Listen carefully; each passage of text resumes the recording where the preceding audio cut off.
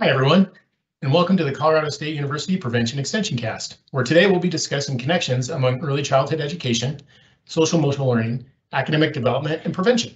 I'm Dr. Nate Riggs. I use he, him pronouns, and I'm the executive director of the CSU Prevention Research Center. And since my boys have a snow day today, I'm hosting the Prevention Extension Cast from my home office in Fort Collins. I'm happy to be joined by Dr. Angela Lewis, who's an assistant professor and programs coordinator of early childhood teacher licensure at Colorado State University. We're going to be talking about early childhood education, what it is, what the benefits are, and what the ECE program here at CSU is all about. Now, for those of you who have yet to join us for a Prevention Extension Cast, I'll be moderating a 45-minute Q&A with Dr. Lewis about ECE. After that, we'll have some time for our guests to respond to any questions that emerge from the audience. So throughout our conversation, as always, please feel free to enter those questions into the team's live chat, and I'll relay them to Dr. Lewis at the end of the cast. And as always, I'd really like to thank the USDA and National Institute of Food and Agriculture for providing funding and support for the Prevention Extension Cast. USDA provides support for a lot of what we do at the Prevention Research Center, so we're really thankful to them. All right, let's get started. So Dr. Lewis, how you doing? I'm well. Good. Would you mind telling our audience a little bit about yourself? Sure. So my name's Dr. Angela Lewis, and I use the she, her pronouns. I'm also a first-generation college graduate. And like Nate said, I am the program coordinator for early childhood teacher licensure here at Colorado State University in Fort Collins, Colorado. We have an undergraduate pathway and a graduate pathway that I'll talk a little bit more about at the end of our conversation here together today. But I wanted to start off by sharing how I got into the field and my introduction into early childhood education. In the late 90s, I thought that I really wanted to be a kindergarten teacher, but I just so happened to get a job as a preschool teacher in a 3-4-year-old classroom. And I knew pretty quickly that I had found my jam, as we like to say in teaching. Things were going really well. I was supporting daily classroom life. And a few months into it, my mentor teacher said, you know, Angela, I think you're ready to lead a small group. And I was like, oh, am I really? And it just felt instinctive to me to ask the children what they wanted to do and how they wanted to spend their time together with me. And they wanted to make a fruit salad. And so at the center that I was teaching at, we had a family style lunch routine, and they wanted to make a meal or a snack that they could share with their friends. And so we made a recipe and a menu, and I bought one of those fling disposable cameras, and I'm documenting all of this. And I went to the grocery store to buy all of the supplies that we needed to make the fruit salad. And I just so happened to pass a display of star fruit. And it wasn't on the list, but I grabbed a few anyway. And so fast forward to our small group, and I asked the children if they had seen a star fruit, and they hadn't. And I cut it open and I turned to show it to the child that was sitting next to me. And she was just totally floored. She had never seen anything like that. You could see the expression on her face. She had all of these questions and ideas and just this excitement that came across her face. And that led us to have an in-depth investigation about all things stars, like stars in the sky and the sea and our play area, all the while, embedding mathematics and literacy and social emotional learning and fine motor. And it was just really a really powerful introduction to me into the field, and just recognizing that teaching could be so child-centered, it could be so fun and whole child-focused. And so that was it for me. My career has been dedicated to early childhood education. When I was teaching, I noticed that in the same small group of children that there were different needs and supports present. And so that led me to go back to get my master's degree in early childhood special education teaching license. And then while I was working with mainly 3, 4, and 5-year-olds, occasionally I'd have an older 2 that was transitioning from IFSP to IEP services, and on even more rare occasions, I would serve as a family service coordinator. But while I was in that space as a special education teacher, I had more questions. All of the teaming approach that we had in the classroom, we have speech language pathologists and OTs and PTs, and we all had our own different pedagogical training, but yet our kiddos were making progress towards their goals. And I was like, how can this be, right? We have these different approaches to teaching and learning, these different philosophies. And so that led me to go back and get my PhD in curriculum and instruction. So now my current role at CSU as a program coordinator, I spend a lot of my time teaching. I teach courses related to curriculum and instruction, action research, early and emergent literacy development, and I spend a lot of my time also out in the field. So we sometimes refer to this as clinical practice, but I'm on campus with students teaching, and then we fold into the classrooms to practice what we're learning with real live students and real live licensed teachers. And I also do research, and so I'm a qualitative researcher. A part of that me wanting to go back to school and get my PhD is I wanted to be able to name the rigor of what we were doing in these early childhood spaces. And I also love like messing about with methodologies. So I've published work on grounded theory, discourse analysis. I'm working on a project right now with an undergrad student looking at culturally sustaining practices in early childhood education. And it's a lot of great, exciting work. And I'm really busy. It's a lot of fun. Let's see, some other things to share about myself. I belong to a handful of professional organizations in early childhood, also the American Educational Research Association, and of course NAEYC, which is the National Association for the Education of Young Children. And they kind of serve as like our governing body for birth through third grade. They set forth some guidelines and policies and values that really help guide the work that we do with children and families in these spaces. And let's see, I think that probably wraps up in a nutshell. That was a great question. Thanks for letting me introduce myself. Yeah, of course. That was a great story. I really love the example of the star fruit. I think it really perfectly encapsulates the creativity of early childhood educators and pulling together the social, emotional, and the academic. And it makes me think of the first time I introduced star fruit to my boys, and I think it was like, here's this fruit. It's shaped like a star. And that was about it. So that's a really great story. Okay, so can you tell the audience a little bit more specifically about what early childhood education is, otherwise known as ECE, and what does it entail, and what is the importance of ECE, early childhood education? And so it is a complex system, early childhood education in that birth through age 8 age range. We have a wide array of early care and education settings, but primarily the focus of the work of early childhood education is infant, toddler, preschool, and kindergarten, first, second, and third grade. ECE is designed to promote children's cognitive, social, and emotional learning, their physical development. We often refer to this as domains of development. We offer half-day, full-day, public, private, nonprofit settings and options for families.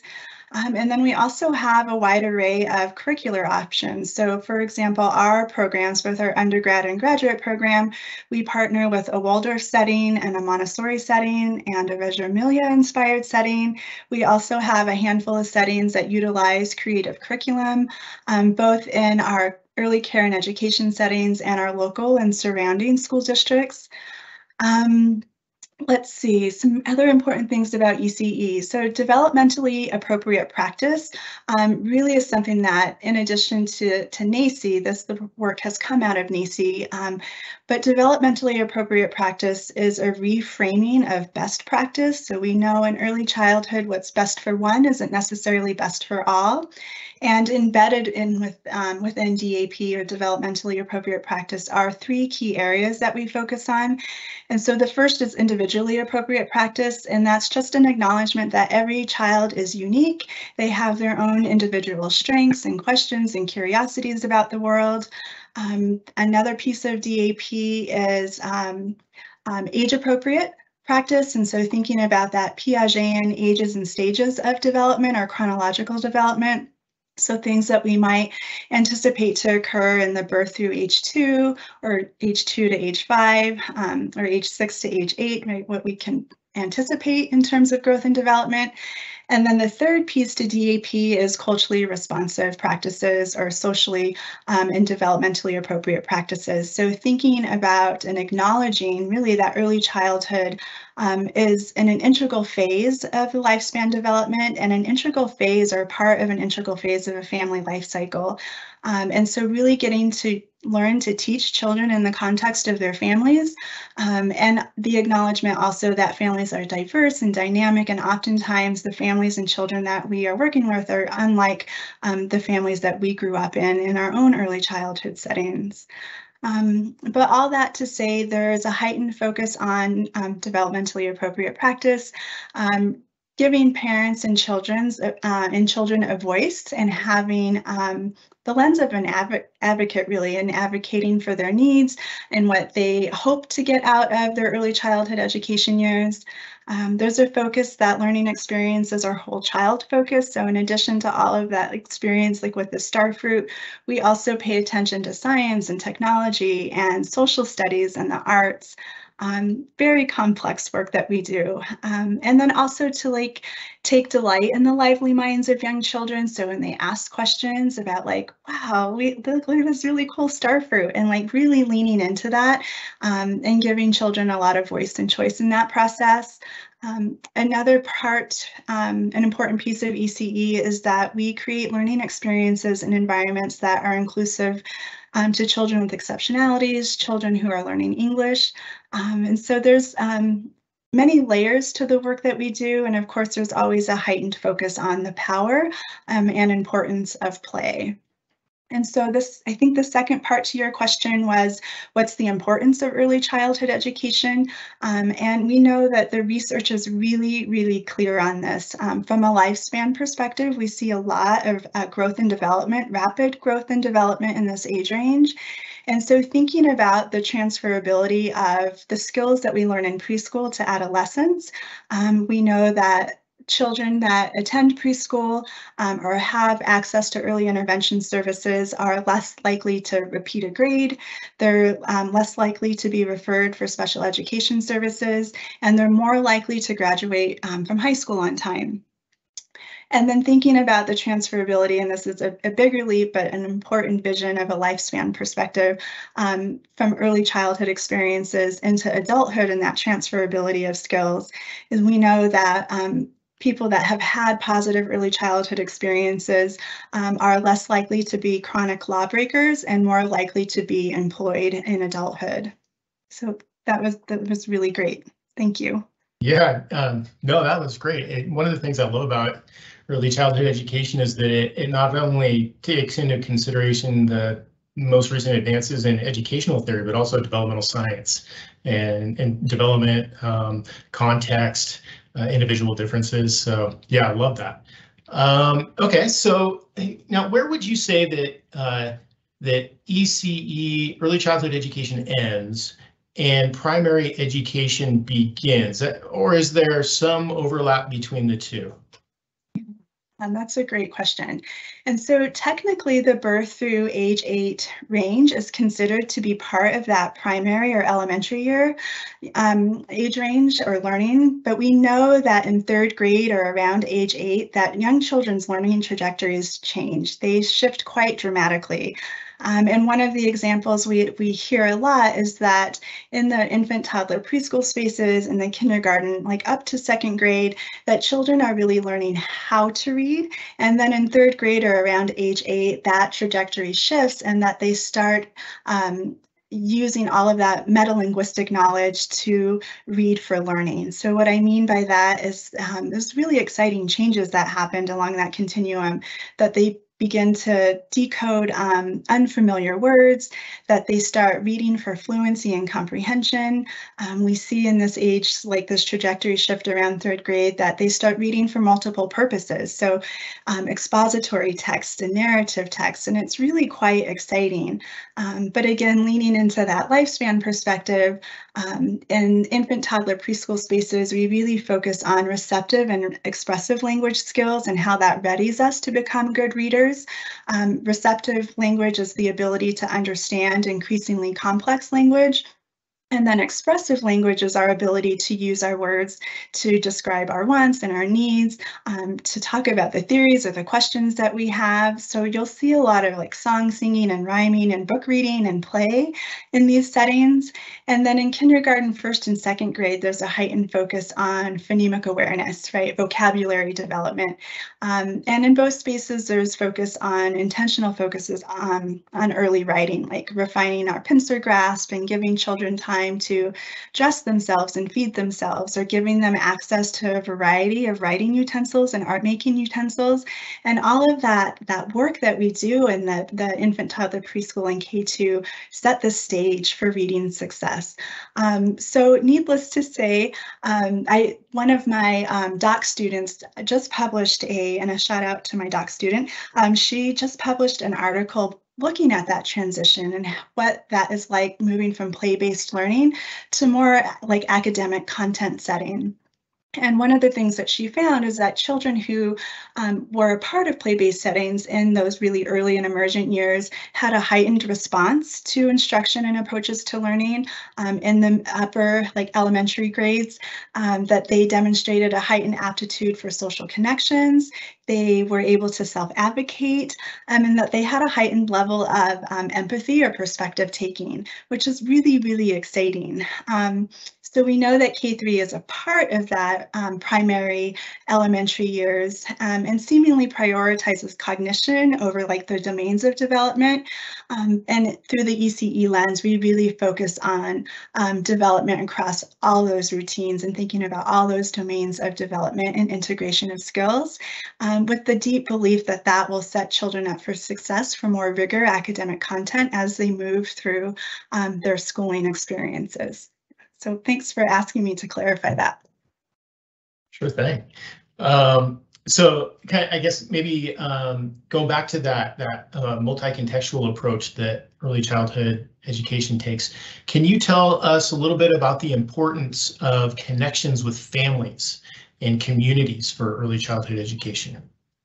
Yeah, so this is really a passion area of mine. My pedagogical training and preparation for my master's degree in my early childhood special ed licensure was grounded in family-centered practices. And so I'm going to read a quote for you for folks that are on the call. It's by Sarah Lawrence Lightfoot, and the quote reads, "There is no more complex and tender geography than the borderlands between families and schools." And so my teacher candidates will often hear me say that we don't teach in isolation, and that families are children's first teachers, and also that added important layer that families are divergent and dynamic, and all of the identity work that we need to do to ready ourselves to partner with families. But we know that families model behavior. They provide a framework for values. They teach children the cultural practices of their groups. So it's really important that we are in communication with families, we know that families are instrumental to children's early childhood success and having positive experiences in the school setting. So not only do my teacher candidates hear me say often we don't teach in isolation, they also hear me say a lot that we're going to learn to teach children in the context of their families. And I kind of mentioned that a little bit before, but we do this through gathering information from families so that we can build reciprocal, genuine relationships with families. And so some examples of the things that I did when I was teaching, we had a lot of home visits, right? So really leaning into that partnership work. And during those home visits, we would do two things, my team and I. We would draw a family ecology map. So if you can sort of picture like a spider web or a concept map, and in the center of that web is the child, and all of their primary caregivers, or who they spend a majority of their time with outside of the school setting. Those family ecology maps are good for capturing information about resources that families have access to, and also resources that we may need to get them access to. We asked real deep questions about how do you spend your time together outside of the family? What are some of the traditions that you celebrate in your family, so that we can intentionally embed that knowledge into our teaching, right? Thinking about how diversity and language and our cultural traditions and all of the lived experiences children have outside of the classroom, how that informs what we do inside of the classroom. And then just added to that, we don't teach in isolation and parents don't parent in isolation. So I think when we talk about partnering with families, just recognizing that families are also nestled in a very wide community and that early childhood education is a part of that community. And so getting families connected in social networks or other resources in the community that they might need access is an important piece to the work that we do in early childhood. Great, thank you. So, as you've been talking, in the field of prevention science, we think a lot about risk and protective factors.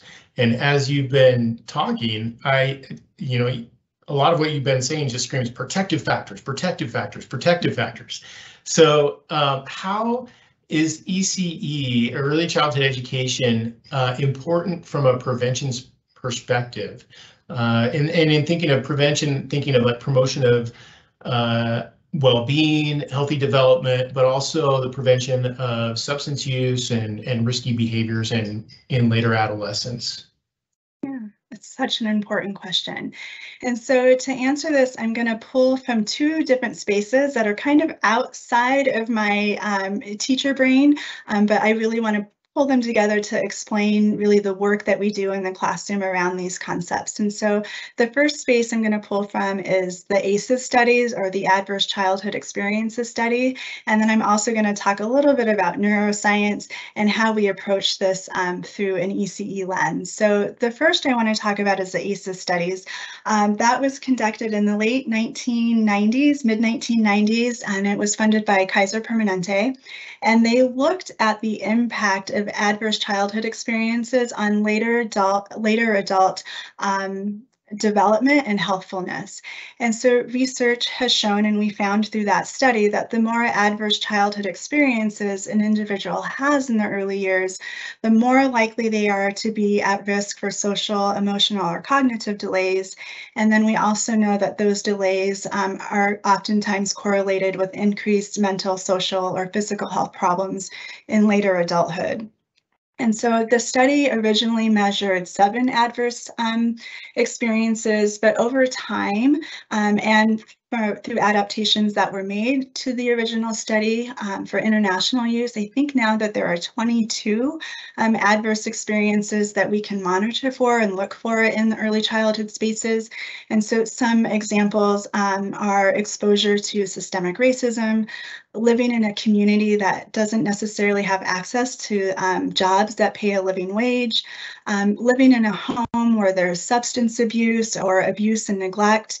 We know that these adverse childhood experiences have a negative impact on child development and on brain development. It interferes with our ability to develop executive function. It interferes with the ability to learn how to play. Play isn't necessarily always instinctive, but there are important skills, and I'll talk about this as an instructional strategy here in a bit, but learning how it interferes with how we learn to play. It interferes with the ability to develop positive relationships and with our ability to self-regulate. So, for example, if a child is living in a stressful environment or a high-risk environment, their level and their of stress tend to be higher, and their stress response system is continually activated. And I want to make note, and I'm going to read from my notes right here because I want to make sure that I'm being really clear that trauma is not the experience itself. Trauma resides in the nervous system, and it's the reaction to a stressor. So reactions are involuntary and they happen in a matter of seconds, and it can be a reaction to anything that a child interprets as a perceived or real threat. So we know that these responses, again, are automatic, and that when these responses occur, that our problem-solving brain shuts down, our creative thinking brain shuts down, our ability to be flexible in our thinking stops. And so this is where I'm going to pull a little bit from the neuroscience field, so stay with me a bit. And folks that are on the call, and Nate, you've probably heard this, I'm going to ask folks to imagine that our brain is leveled like a house. To explain how this might unfold in an early childhood space. But the first level of our brain is the reptilian region, and its only job is to keep us alive, right? It controls our heart rate, our digestion, our breathing, and it's always scanning our environment for potential threats. This is also the part of the brain that tells us that we need to ready ourselves for a learning task, right? It directs our attention to learning. The second level of our brain is the limbic region, and in this region of our brain, it connects our behaviors, our emotions, and it helps us learn. And so again, anytime that there might be a perceived or a real threat, this is the region in the brain that sends us into a fight, flight, freeze, or appease response. And then when that response is triggered, again, that's when our problem-solving brain shuts down, our creative brain shuts down. And then the third level of our brain is the neocortex region. And this is the work of teaching, right? It has endless capacity to learn. It's really, really smart. And so the work of teachers is to calm that reptilian region of our brain so we can access our short-term memory and our long-term memory and really dig into our background knowledge so that we can approach difficult new content learning tasks with our full attention. Sometimes this is referred to as executive function and mastery motivation, right? So the ability to self-regulate so that we can stay on task, even during really challenging tasks. So for example, let's say we have a child in our classroom that lives in an environment where there's a lot of verbal fighting or yelling, and they're now in a classroom or out in the playground and they hear yelling or an argument. That could send an automatic response for the child. And so let's say they're playing with blocks and they take a block and they throw it, or they are on the playground and they have a handful of wood chips, right? And they hear the yelling and they throw the wood chips. And this is also where the work of teaching is, right? Instead of asking like, what's wrong with the child or labeling the child as disruptive or challenging, that we reframe these moments and ask, what does the child need? What skills need to be developed? And also asking what antecedents need to be removed, right? Like if we can identify what those triggers are, is it possible to remove them from the environment? I'm reading a book right now. It's called Troublemakers, Lessons in Freedom from Young Children at School. And in this, it's by Carla Shalaby. I believe that's how you say her last name. But in this book, she really challenges us to clean our air so that when there are these responses, these emotional behavioral responses, that we approach them as teachable moments in the classroom. And it's really integral to the work that we do in early childhood. I also want to be really clear that not all behaviors in a classroom are a trauma response, so I want to make sure that I'm clear on that. And in fact, we want young children to demonstrate a wide range of behaviors and emotions in the classroom, and that's exactly the reason why, because they are teachable moments, right? That we can teach self-regulation skills, we can teach social emotional competence skills. But because the early years are optimal for identifying the skills that need to be developed and to reduce the signs or early signs for later delays before they become more permanent, early childhood education can serve as a promising mechanism for prevention and intervention. Well, on that note, that's something that I'm really interested in personally for my own personal research agenda, is the link between executive function and social emotional learning and that thread into mental and behavioral health. Can you tell us a little bit about where the line is between ECE, or how early childhood education relates to social emotional learning and behavioral and mental health? Yeah, that's a really important question. And, earlier I said that parents don't parent in isolation and teachers don't teach in isolation, and to say that children don't learn in isolation. And so what I mean by that is all of those domains of development, like cognition and language and social emotional, are unfolding simultaneously. And there might be times where we're leaning into one domain than another, but we approach this through the lens of interdisciplinary methods. And so that also requires us, right, to partner with professionals, not just with families, but partner with other professionals in our birth through third grade age range. So our school counselors and school leadership, our occupational therapists, physical therapists, speech language pathologists, and it is the work of us to be real keen observers of young children's play and activity so that we can, of course, using a strength-based language, identify what they're doing really, really well, but also identify routines or spaces or areas in the classroom where they can practice these social emotional competence skills or practice making healthy decisions. I also tell my teacher candidates a lot that it's impossible to know all of the things all at once. So in that space of observing and collecting authentic, informative assessment data, that we have, we're vulnerable and say, this is going on here. I see some things that I'm not quite sure how to address them or how to approach them. So I'm going to pull in my school counselor or I'm going to pull in my OT to help me learn more about this and how we can integrate those either therapies or opportunities to practice skills in the school classroom. Yeah, that was a great question. That was a great answer. So you talked a little bit about adversity in the ACEs study. Can you maybe dive a bit deeper into that? And do you see early childhood education as having a buffering effect on adverse childhood experiences? Yeah, absolutely. There are a few ways that we can approach this in the early childhood setting. And one is, if we know that there is a child that is in need of mental health or behavioral health support, then we definitely get the child and family connected with those professionals.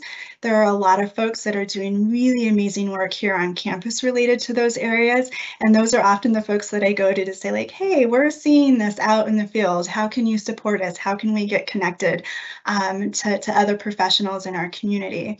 The second piece to that is offering a curriculum that is, it's often referred to as trauma-informed care and education, but trauma-informed care or trauma-informed curriculum is a research-based, evidence-based approach that we can use in the classroom that really fosters children's capacity towards resiliency and strengthening protective factors. And so the three areas that we really focus on when we talk about trauma-informed care and education is healthy relationships, the practice of building healthy relationships, but also modeling healthy relationships in an early childhood classroom.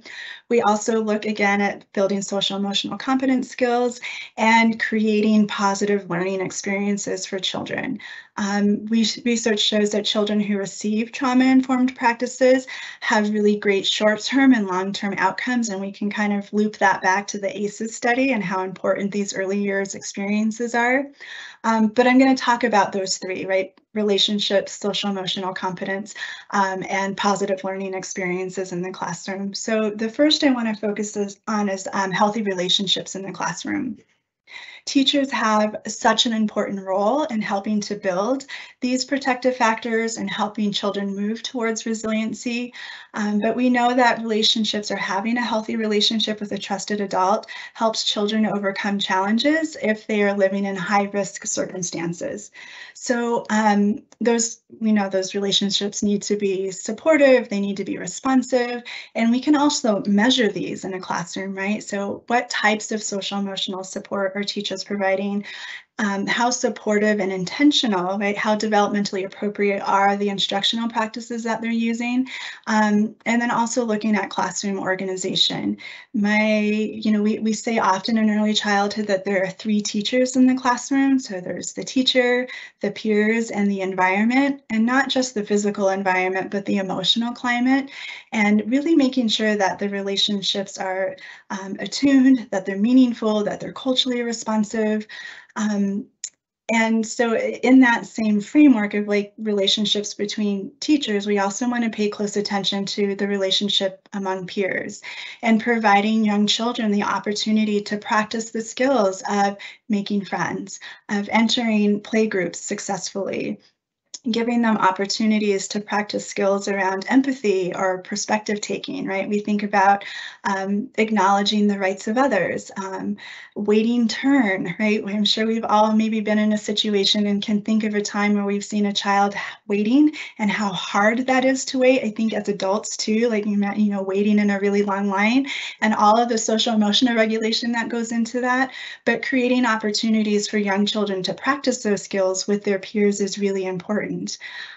We also know within the context of this idea or this relationship-based approach to teaching is that during this process, children also start to build some self-efficacy. They start to see the value in their own strengths. They start to feel an important part of the classroom community. And we know that these are all important pieces or aspects to building social emotional competence. And so some of the ways that we do that in the classroom, I'll talk about a few instructional strategies that are under the umbrella of trauma-informed practices. But again, to say that, all behavior tells us something, right? And we want children to be able to demonstrate a range of behaviors and a range of emotions in the classroom. So everything from sadness and anger to happiness and joy, and more complex emotions like jealousy. I was a part of a research team a few years ago. The faculty member has since retired, but she was doing some amazing work around building social emotional competence and a social emotional curriculum. And so I sort of pulled some of those examples from that research that she did. But in these moments of either really high emotion, and we also want to be mindful of low emotion. So, high anger, high sadness, high happiness, and also being mindful of the children that just are kind of like going with the flow, right? That tells us something too. But it's important to determine when a behavior or a change in behavior is necessary. So some of the questions that we can ask ourselves is, one, is the behavior unsafe?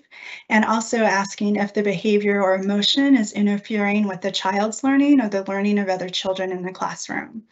And also checking in with the children, right? So part of this work is checking in with children, getting them to voice their own ideas about what's going on. And so asking the child, are you feeling safe right now? Or asking an essential question that's directly related to their learning. And we know if that they're feeling safe and we know if they can answer an essential question, then we don't need to move on to the next steps that I'll share with you. But it's just a natural process, right, of showing emotion and emoting in a classroom setting. But if the answer is yes, if the child or children around the child are feeling unsafe, or we know after repeated essential questioning that they're not able to answer about a content or skill or learning experience, then something needs to shift. And this is where we work to clean our air and ask what skills need to be developed in these moments, right? What happened to the child and what does the child need from the adult in the classroom at that time? So one of the ways that we do this, right, is using an authoritative child guidance approach. And so the authoritative child guidance is a space where we really work on supporting children's needs, really letting them be their authentic selves and responding to that in really appropriate ways, also modeling appropriate social emotional competence. And it just gives children the opportunity to know that they can have these high big emotions and these high big behaviors, or even these low tone emotions or behaviors, and know that the adult is going to respond to them in a really respectful, calm, and meaningful way. Let's see here. Excellent. Thank you. Yeah, I think, sorry, I just got distracted. I think that was a message that you sent to, Yeah, just but really quickly, yeah. as we're drawing near to the quarter till the hour, please feel free to drop any questions that you might have for Dr. Lewis in the chat, and I will relay them to her. So sorry to interrupt. Go ahead. That's okay. That was a good reminder to a time check. And so the other space, so in addition to authoritative child guidance, I'll talk about guided play. You heard me mention earlier that one of the things that ECE really focuses on is the importance and power of play. And so not only can authoritative child guidance serve as an instructional tool, so can guided play. And so guided play is an opportunity for children to practice, you know, regulating their emotions, waiting their turn, sharing, all of those really great pro-social skills that we need to develop in order to maintain and sustain healthy relationships. And I also want to be clear that guided play and play therapy are two separate, different ideas, and that guided plays happens in a classroom setting with a group of peers supporting play throughout the day. And so we also say in early childhood that play is children's work. And that, of course, there's time where play can just be play, but facilitated play really builds in opportunities for children to practice these skills. So I'll pause there because I feel like we're running out of time. Yeah, and I'll pause there because I have so much to say, but I'm going to stop myself. Well, we can follow up on that if time allows. So, Okay. One of the things that is really important are these broader, macro level issues like policies that are supportive of education and prevention and social emotional learning. How is early childhood education supported from a policy perspective, and are there advocacy efforts that are existing that are meant to support early childhood education? Yeah, that's such a timely question. There are a lot of really exciting things happening in the state of Colorado, and early childhood education has seen unprecedented attention. And so we just got a new state department, the Department of Early Childhood. We're on the cusp of universal pre-K.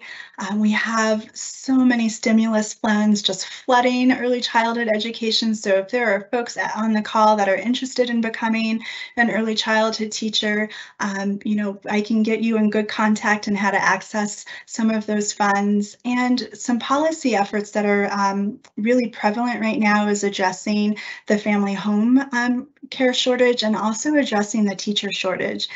Prior to the pandemic, and I'm not sure if my numbers are 100% accurate, but I did hear it was somewhere along the lines of we were in need of 1,000 early childhood education teachers. And then post-pandemic, we know that we are really still working hard to fill that shortage. And here at CSU, we are also working hard to create many pathways into the profession. In terms of advocacy, there's a lot of great work going around the state with a heightened focus on social emotional learning. So again, very timely, focusing on child maltreatment and also focusing on child nutrition. So a lot of really important things going on.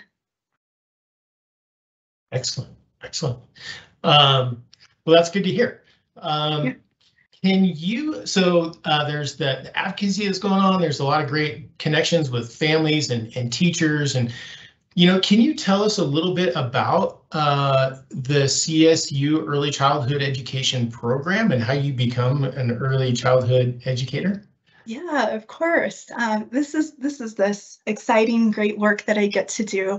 We have two licensure pathways into early childhood at CSU. We have a traditional undergrad 2-year 4-phase program, and it's sponsored by HDFS. And so shout out to my HDFS colleagues that support our work. And then we also offer a 1-year accelerated master's degree plus licensure, and that is sponsored through CSU Online. They're both birth through 3rd grade. So it provides or prepares students to work in a variety of settings like infant toddler specialist, preschool to 3rd grade teacher, and then graduates have the option to add the elementary ed endorsement, which extends their license through 5th grade. We utilize a professional development school model. So again, all of our courses are embedded in school settings. So we're on campus with instructors, and then we're out in the field practicing what we're doing. Phase one. We also use a lot of co-teaching in our program, and so we admit one cohort, per program a year, and so they take all of their courses together, but they also do a lot of co-teaching with one another out in the field. There's a lot of co-teaching between instructors and co-teaching between instructors and licensed professionals and school leadership in the field. And we just got reauthorized for state and national accreditation. So we're super proud of that as well. So if you're interested in pursuing a career in early childhood or in school settings in general, please reach out to me and I'll get you connected to the right folks. That's great. Yeah. Sounds good. And from what you were saying, the workforce needs in Colorado for early childhood educators we need more, right? So it's a growth industry. Yeah, we need so many more teachers, and we also need to do better at recruiting and retaining teachers of color, teachers who are linguistically diverse, and teachers who match the family systems and gender identities of our current population. So we have much work to do, and we're working so hard to fill those gaps. Great. Well, this is the last chance you all have to ask questions for Dr. Lewis. Please drop them in the Q&A section of the Teams right now if you want to. And while folks do that, if you want to do that, I have one remaining question. In education, and there's a lot of times. Teachers, they go into education and after maybe a couple of years, they might experience some burnout or frustration. And I know that in the field of social and emotional learning, that if social and emotional learning curricula are being taught in schools, it's a protective factor against teacher burnout. Teachers actually have a chance to practice their own social and emotional learning skills, and their students are better regulated, and they're making healthier decisions, and that decreases teacher stress and burnout. Can the same be said about early childhood education? Are there parallels in that regard? Yeah. Absolutely. I think, what really inspired me to be more intentional about embedding self-care into our teacher prep program was, of course, in response to the pandemic and pulling in some of these trauma-informed care and practices into our own programs. But really, it's important to really reflect on the hard work that we do in our settings. It's hard cognitive work, it's emotional work, and it's a helping profession. And so being able to talk about things like compassion fatigue or feeling burned out and recognizing those signs, but also building in habits of self-care. And so I just happened to stumble upon a book that talked about, we don't need to do these really grandiose things for self-care, but it's actually daily things that we can do. And as a cohort and with my students, like silly things like having a go-to good mood cohort playlist. So I imagine that they, turn on their playlist and they're getting pumped up and excited and having a shared experience as they're driving to their practicum sites. We talk a lot about modeling healthy eating and drinking habits, so drinking water throughout the day and bringing healthy snacks into the classroom. And also things like just finding time to connect either within the cohort or within your professional network. But also that means finding someone to connect with that as a professional in this space, because teaching's hard work. We know that teaching's hard work, but it's so valuable in those moments like the starfruit moment, like those moments when you know that you've taught somebody something and that it's just changed their trajectory of learning is so rewarding. So, but thanks for acknowledging that the work that we do is hard and we need to take care of ourselves. Yes, for sure. Well, thank you. This is all such wonderful information. I really enjoyed talking with you today. I'm not surprised that there aren't a ton of questions because your responses were so comprehensive and I learned so much. So in a sense, that's great. It's really clear that you're passionate about your important work, and I'm really excited to hear more about the ECE program at CSU as it moves forward, and as one of those HDFS faculty, I feel connected to that program myself. So I'm looking forward to engaging with you all more moving forward. Did I see? Oh, we have 3 new questions. Wow, why am I not seeing these questions? Nice. Where are they? Oh, okay, here we go. Okay, so I think we've got plenty of time to answer these questions. The first question that I see here is there information about ongoing work to improve ECE teacher salaries? There is lots of important conversations going in that context and thinking about pay parity and licensing our current professionals that are out in the field, and also conversations around access to healthcare and housing and food. This is all a part of the conversation. I think that some of the listening tours that I attended over the last year or so in readying the new State Department to respond to these issues, it is on the forefront of all of our planning moving forward and being really strategic about what that looks like. But that is an incredibly important question, and it's a passion area of mine also, not only getting teachers and our professionals licensed and pedagogically trained, but also making sure that they are earning a wage that is equal to the work that they do. Such a good question. Great. And thank you to our moderator, Lauren Burgundy, for alerting me to these great questions. All right, the next one that I have here is, are there any stats you can share for the more likely to be employed, not be held back, not be in special education, or can you share about the percentages this may be? Sorry, I think I may have. Did you catch that one, or are there any stats you can? Okay, there. Yeah, go for it. and so I don't have the stats right now, but I definitely can get them to you. But I do know that there's a tight alignment between having positive early childhood experiences and having later positive adolescent and adult childhood experiences. And so I will get those stats to Nate, and maybe we can funnel them through a chat or an email, but I don't have them at the top of my head right now. Great. Okay. Oh, this is a good one and very relevant to Colorado.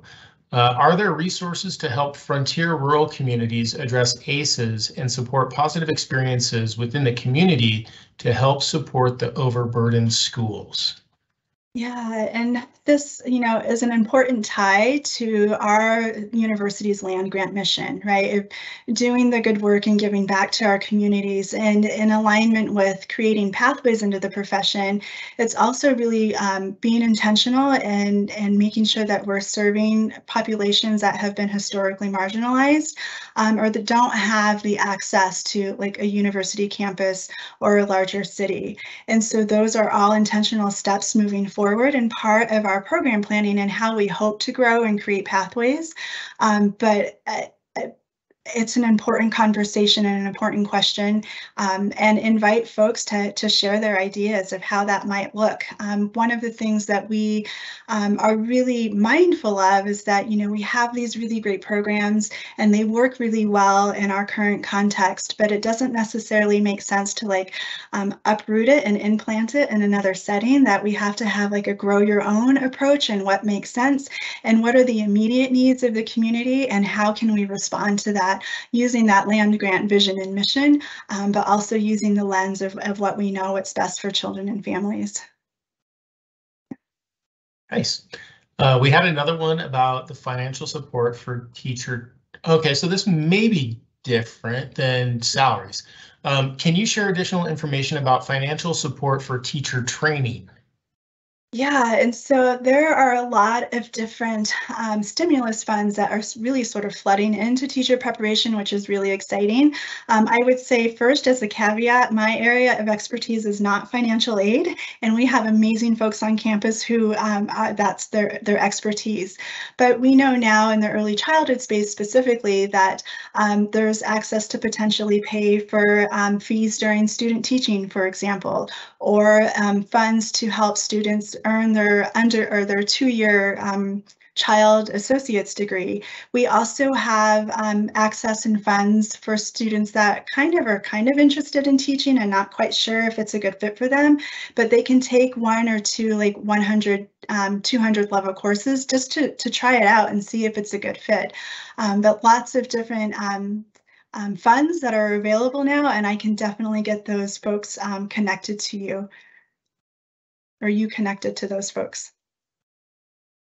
Yes, and feel free, anybody who's on the call, to email us at the Prevention Research Center, prevention@colostate.edu, and we can help gather that information too, or connect you with Dr. Lewis. So feel free to do that as well.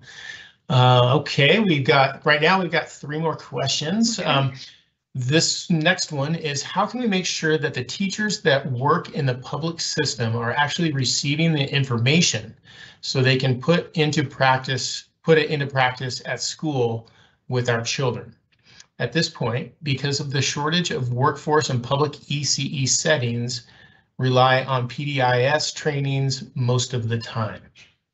Yeah. Maybe maybe for those of us who don't know what PDIS is, if you know too. I do. So PDIS, okay. If I can get the acronym right, it's Professional Development Information System, and it's the way that early childhood professionals can engage in teacher development or professional development. In addition to maybe the coursework that they've taken, there are some core content areas that we look at, like family practices, right? How do we connect with families, curriculum development, observation and assessment, behavior supports in the classroom. So those modules or those trainings are available to folks that are currently working in the ECE professions. But that's a really important question because we know that the teacher shortage is putting a strain on our professional expertise, right? So we can't possibly have all of the answers to all of the things all at once. But this again is where we really need to rely on that partnership lens and the partnership work. I'm thinking of the African proverb that it takes a village to raise a child, and to pull in those school leaders and school counselors and other professionals in the building that can support the work that we do in these early childhood spaces. And I would add, specific to trauma-informed care and practices, you know, similar to all of these different curricular options that we have in early childhood, the response and the training and like the on the ground training in these contexts are going to really be decided by the school that you're teaching in or the school district that you're in, because every school and district has a different approach and different lines of communications or patterns for communication. And so learning those nuances can be really, really tricky. But I think that is really an important and timely question that we need to be really smart about moving forward and really leaning into that partnership work to address all of these big issues that we have right now in early childhood. Thank you. Okay, so how do ACEs impact communities of color differently than white affluent communities within ECE? Yeah, that's an important question. And I think, you know, originally when the ACEs study was designed, there were 7 adverse experiences that they were looking at. And then over time, that list has grown to include things like systemic racism, witnessing violence out in our communities. And I think that we need to be really mindful that young children aren't immune to those, and that if the families are being exposed, if the families are having traumatic experiences in those areas, that the young children are also. And so one of the things that I thread throughout our teacher preparation program is ideas around culturally responsive teaching. And again, how do we collect information information from families to really get a true sense of what life is like outside of the classroom. To help mediate that. I don't remember, it's been about an hour now. I don't remember if I talked about routines-based interviews, but part of that family ecology map when I was teaching and we would go out into the homes was asking families to walk us through a 24-hour day in the life in the context of their child's development. And so one, most importantly, identifying areas of success, like routines in the day or family traditions or family experiences that were really successful and brought lots of joy or calmness to their daily routines. But it was also an opportunity for us to gather information from families that were stressful, times of stress. And intentionally writing learning goals or creating experiences to teach the skills to help alleviate that stress. And so it's an important question, and it's important to acknowledge that families of color and that children of color may experience things differently, and that as a teacher, we need to do a really good job at the identity work, right? And naming our own identity, and when our multiple identities can either support and amp up student learning and family experiences, and also the important hard work of naming when our identities might not do that, they might interrupt, and doing some work around that. So thank you for that question. That was really important. Great. Okay, so we have 2 more questions in about 1 minute. Oh no. So speed round. In addition to policy work, how do you think we can spread the word about prevention benefits of early childhood education? And I'm assuming this person means above and beyond the Prevention Extension Cast.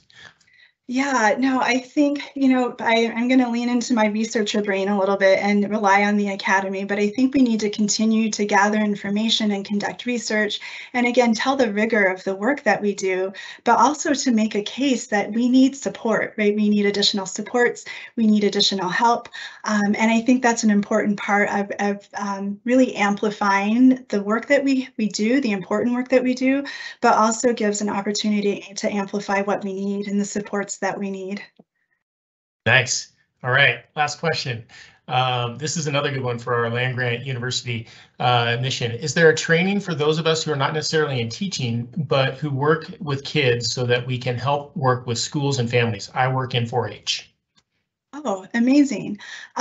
Yes, I think there are definitely lots of opportunities on campus and in our community to make those connections between pedagogical training, instructional practices. I would say email me directly and I can get you connected to those folks. I have one person in mind that I think would be an amazing connection, but I don't want to say that person's name in case they're like, oh, wait, I'm really busy right now. I know that they wouldn't say that. But, again, using that interdisciplinary lens that when we're out in our communities doing the work that we do and how we can partner with teachers and professionals who prepare our teachers and future school leaders and school counselors to really be intentional in our approaches in working with children. Excellent, right in time. Yeah. All right. Thank you very much, Dr. Lewis. And what I'll do is I've actually dropped the link to our Prevention Extension Cast in the live Q&A. So if you're interested in checking any of those out, go ahead. We'll be uploading this one to our website very soon, within the next week or so, hopefully. And with that, take care, everybody, and I hope you all stay warm today, and we will see you at the next Prevention Extension Cast. Thanks, everyone.